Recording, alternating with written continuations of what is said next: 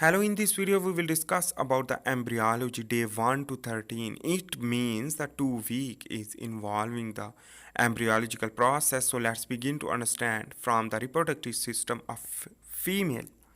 So this is the reproductive system of female contain endometrium is here, the wall of the uterus, and the uterine tube is known as fallopian tube, while the ovary in the form of pair. This ovary basically release the egg in each 28 days is known as the menstrual cycle and ovarian cycle. So in this way, during the intercourse time, the egg will release into the fallopian tube, that is the secondary oocyte, and the basically the vagina used for the penetration of the sperm, so the cervix and ovary. So in this way, the release of the egg is the secondary oocyte is covering via a corona radiata. An innermost corona radiata between the egg and corona radiata is the membrane is known as the zona pellucida. So this is the sperms which that is moving toward the egg due to the chemotactic movement. So the positive chemotactic movement for the sperm. So the chemical release from the egg will follow the sperm together for fertilization. So here is the ZP3 protein containing chromosome is the head of the chromosome contains ZP3 protein used for the 30 minutes to 2 hours is the capacitation process. In this way, this fertilization will be a capacitation mean the acrosomal reaction will first involve with the first sperms will lead to inhibit the other sperm invagination. So in this way, let's here is we will discuss about the process. In this way, the entering of the sperm. So in this way, acrosomal reaction will be occur due to the ZP3 protein, and in this way here is the perivati line space are present between the corona radiata and the zona pellucida. So between the corona radiata and zona pellucida, the sperm will be enter into the perivati line space. So this fast block polyspermia, poly mean many, the spermia will many sperms cannot be entered due to the depolarization of membrane lead to block other sperm entering. So this is the fast block polyspermia due to the depolarization of the membrane of the egg. While on the other hand, the slow block polyspermia, a wave of intracellular calcium release causing release granules to impermeable. In this way, the calcium will be released. Basically, a wave of intracellular calcium will release from the endoplasmic reticulum. So, in this way, the calcium will trigger the releasing of the granule, which that is used for the function of the inhibition of the further invagination or penetration for fertilization. So, the polyspermia problem will be clear here if the pathophysiological problem can be occur, but normally it will not enter. So on the other hand, the second meiotic division will be occur after the entering of the pronuclei of the sperm. So in this way, the female nuclei will divide into the two nuclei, pronuclei, which that is the one is add as a second or polar body, while the one haploid will combine with the one haploid nuclei of the sperm together to fertilization to produce a diploid zygote nuclei. And after this, the zygote formation will be occur. And in this procedure, we will discuss about the implantation. After the 23 hours, what will be happen? Let's begin to understand. And the blastula formation and blastulation process we will discuss here. So this is the cleavage. After the zygote formation, the 23 hours required for the production of two cell, more than one cell, and the blastomere formation. This both cell is known as the blastomere. collectively, and this is basically the blastomere is a precursor of the epiblast and hypoblast, but this is just we are giving the name. We are not deciding these two cells will divide to produce the epiblast hypoblast, but you should need to understand. So it can be possible the epiblast and hypoblast production, but it cannot be possible. So the day 3 to 16 identical blastomere formation.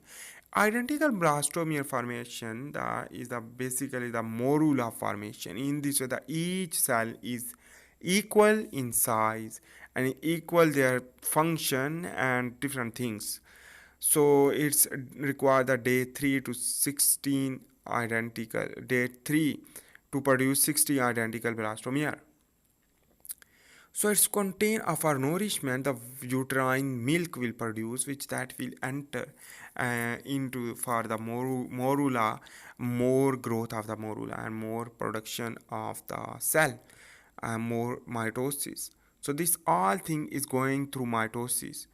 So the blastocyst cavity formation, which that's contain blastocele, and this is the blastocele is basically is the amniotic sac is the precursor of amnion in the placenta, and in the here is a uterine cavity which that is used for the blastocyst formation. This is which that is a modified structure will implant into the uterine wall.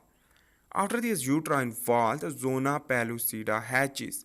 The zona pellucida is the outer covering. The zona pellucida outer covering of the egg, and inside the basically the zona pellucida is no more need for the protection of the morula. So in this way, the blastocele containing morula after the 7 days, the decidua bacillis is here formation after the implantation, and the decidua capsularis basically is the wall which that is combined together, and this is the endometrial wall, and the decidua capsularis and the decidua bacillis, which that is the two side we can give the name.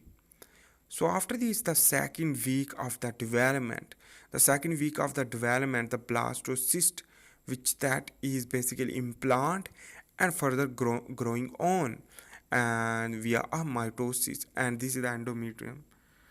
So in this way, the basically the blastocele is here still, and the hypoblast and epiblast is not developing still now, but we can identify the epiblast side and hypoblast side. So anyhow, in this way here is the blastocyst, and you can understand as well. And on the other hand, here is the after 8 days. After 8 days, the embryoblast formation. This embryoblast is the basically is the part of the embryoblast formation, which that is the disc like cell growth, which that will separate the blastocele as well as the yolk sac. And 8th day, the embryoblast is the containing the future epiblast and hypoblast formation. This is the future production. So remember, this formation is the embryoblast will develop into the epiblast and hypoblast, and syncytiotrophoblasts is basically produced. Here is the and cytotrophoblast is basically is the produce. Cytotrophoblast is the uterine used for the nourishment, and on the other hand, the basically is the yolk sac formation is also occur. And in this way, here is the embryoblast, which that will be formed into the epiblast and hypoblast, and the trophoblast is the outer covering will be formed. So remember, and after this is basically the blastula formation. This is known as the blastulation process. So let's begin to understand the blastula first and how to develop, and let's begin to understand. Blastula contain a two germinal layer, but it is the precursor of germinal layer. So this is the structure is basically is the bilaminar disc formation. This bilaminar disc is containing the yolk sac containing hypoblast, while the amniotic sac containing epiblast. which that is the precursor of the amniotic sac, while the hypoblast, which that contains yolk sac, is a precursor of the umbilical cord. So after the 8 day the blastula formation. This the blastula is basically is the epiblast formation, hypoblast formation, and the bilaminar disc formation, as you know. So in this way is the blastocele cavity formation and the yolk sac. So same, I am again revising this. So anyhow, we will discuss within the implantation of the uterine wall, the endometrium lining. So in this way here is the uterine wall, and the hypoblast is basically is the you can understand in this manner.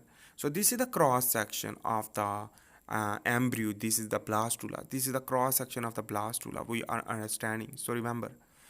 So in this way here you can see this is the uterine wall, and this is the hypoblast, epiblast, same, and amniotic sac cavity, as well as the yolk sac. So on the other hand, the day 9 and 11, we will discuss day completely embedded in the uterus wall, covering by the syncytiotrophoblasts, and lacunae stop on day. So in this way here you can see this is the uterine wall, which that is basically allowed to entering completely and release this the lacuna. This lacunae is basically the outer covering of the syncytiotrophoblast, which that is basically the cytotrophoblast, which that is covering with the lacunae. And in this way inside you can see this is the primitive yolk sac, and this is basically the amniotic sac, and this is the day 12. After this day 11, the mesoderm not developed still, but it's going to a little bit developing. So remember, so in this way here is the blood vessel develop into the endometrium wall, into the uterine wall inside of the endometrium. So the basically is known as the maternal sinusoids. This is the sinusoids, not a blood vessel, but is developing the sinusoids for the providing the oxygen and remove the carbon dioxide from the embryo. So this is the hypoblast endoderm formation and epiblast ectoderm formation. This is the future ectoderm and future endoderm. Hypoblastic endoderm and epiblastic endoderm formation. After that, next 2 week, basically after the completing the 2 week, the development 30 days, 13 days required. For developing this is the blood vessel, and the maternal sinusoid will develop more to provide the oxygen and remove the carbon dioxide and cytotrophoblast, which that is covering the embryo. While on the other hand, remember this is the developing stage. In this way, the basically going to the gastrulation formation, which that we will discuss in the next video. So here you can see this is the basically the primitive yolk sac formation, blastocele formation. This is the amniotic sac and the ectoderm and endoderm formation only we are discussing. And in this way the yolk sac will pinched out a little bit, and in this way this will lead to basically the a future umbilical cord, which that is developed from the secondary yolk sac, and the pinch of the bilaminar disc. A bilaminar disc will be sorry, this is not pinch out, but bilaminar disc will be formed. So remember, this is simply you can understand. So this was the embryology from day 1 to 13, and this complete the 13, the blastula formation only we are discussing in this video. So please make sure to remember and watch again this video for understanding more.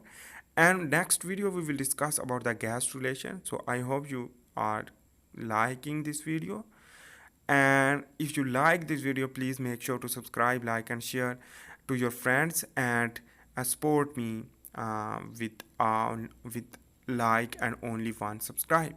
So thanks for watching. Bye. Please make sure to subscribe.